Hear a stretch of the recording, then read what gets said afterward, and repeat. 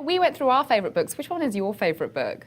Oh, my favorite book in the Favorite world? in the whole wide world. Come on. Like if I was going to go to a desert island and I could only take one book, what Desert book would island it and be? that's it. Well, the thing for me is that it changes every year. I mean, it changes. I read so much, and we all at Amazon read so much that you ask me today, it might be something different from what it was, a year ago or for a year from now. I mean, most of the books on this list were books. I've read almost every book on this list. Somebody at Amazon has read. Everybody has read something, It's a tough That's thing. why I have a Kindle. Okay, well that's true. Okay, all right. Well, we'll come back to. We'll give you Okay. give the rest of the discussion to think about it. So it's there are millions and millions of books out Right. there. How did you guys whittle it down to just 100? Well, we fought a lot. I have Really? staff There were and like screaming, arguing, emailing. How could you pick that? And I want this. And I mean, we're kind of a tight group. It's 8 of us, seven people and me, and we read widely. We've been working on Best of the Month and Best of the Year and other features at Amazon for a while now.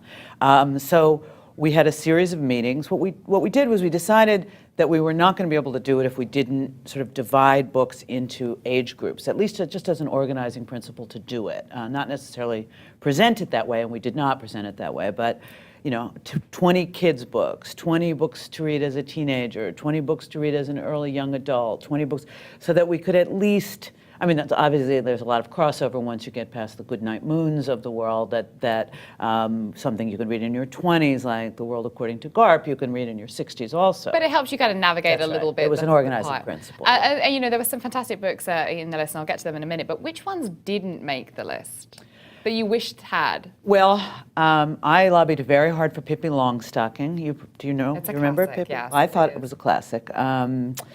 I am personally in love with a book called Marjorie Morningstar, which was given to me, was the first sort of grown-up book I ever read when I was about 12. Some of those, Pippi Longstocking, everybody said, really? But Sorry. It's funny, But- is it? Because it's like personally evoking something that you remember, Right. your connection to Oh, the I book. could tell you, I mean, it was a long time ago that I first read Pippi Longstocking, and I can tell you where I was. Where were you? And I was at my family's house on Harvey's Lake, Pennsylvania, and I was sitting in one of the window boxes reading this book. I don't know how old I would have been, maybe 7, 8, I don't know, something like that. Marjorie Morningstar, I remember, my mother gave it to me. I went into my little pink flowered bedroom, which was much like the bedroom that Marjorie Morningstar had, and cried through the whole thing, and went and woke my mother up in the morning. I mean, you have all these emotional reactions to books, as the people in your video were saying. So no wonder you wanted to lobby hard for it in, but Right, it did make this. Well, let's talk about some of the ones that did though. So first of all, in 1984, which I was Right. so pleased to see on this, but obviously because I picked it as well, so I feel Right, like I was like right. vindicated there. But what do you think it is about a book that kind of stands out and makes something timeless, essential? That one that you do have to thrust in someone's hand. Well, one thing we didn't want to do, we didn't want to make it feel like we were giving anybody homework. We're not trying to tell people what the canon is. There are plenty of people who do that, and that's fine, but we wanted to talk about books that had affected us personally.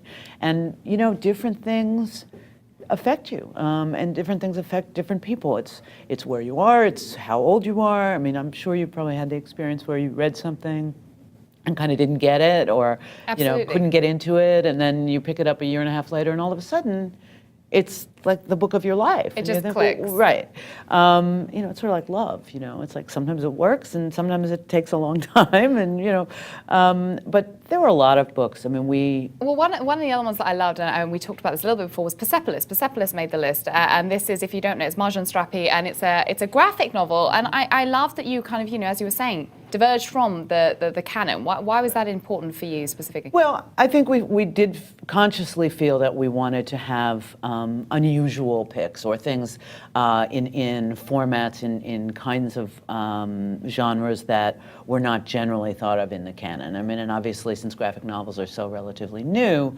they're not usually in the sort of great books of the 20th century or 21st century. So we consciously wanted to pick books in different genres. I mean, Persepolis is, I mean, it's interesting. It is a graphic novel, but it has a lot of great writing in it too. And there are some great quotes that we're going to be posting throughout the month of this feature running prominently on Amazon. We are also going to be putting up quotes from the books that have that we've chosen that sort of symbolize the books to us. To kind of keep it going. Yeah, and you know, when you look at Persepolis, at first I thought, you know, well, there aren't going to be any quotes because it's a graphic novel, and I'd forgotten. So it was great for me to go back and look and see that, you know, obviously there are captions under the drawings that are very pithy and very smart.